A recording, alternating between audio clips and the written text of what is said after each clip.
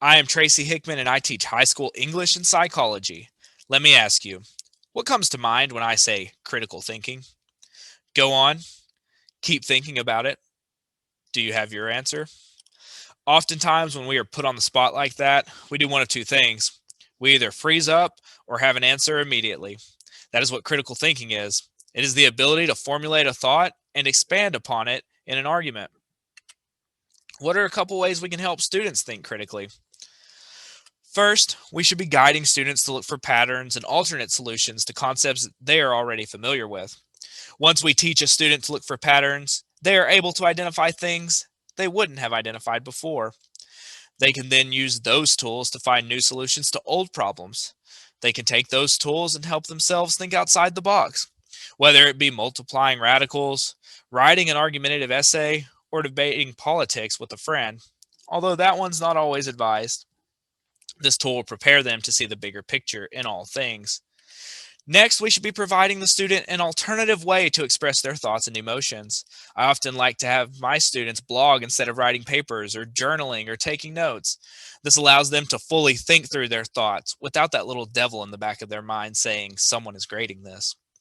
Once a student is allowed to step back and look at the full image instead of just the lower left corner, they often can digest its true enormity. Students tend to think more critically and look at things through their own eyes instead of someone else's when they are provided an alternate path. Finally, as educators, we need to let students find their own voices. Language can be exciting to evaluate, express, inform, or simply enjoy. Unfortunately, it can also hurt, incite, and divide people. Once a student has identified his or her own voice, they are more confident in themselves. Confidence leads to higher order thinking. The fear of oneself is a mighty scary thing, and overcoming that is enormous. This new voice is often a key step in the direction of higher order critical thinking. Once a student has developed his or her own voice, we're able to guide them to the next step in the process, making the argument. Our job as educators is to lead the horse to water. Now, whether or not they drink, that's up to them. We are just along for the ride, but should be that comforting hand and guiding light along the way. We should do these three things. We should help them focus on the patterns. We should help them find alternative ways to express their thoughts in a comfortable setting. And we should help them find their voice.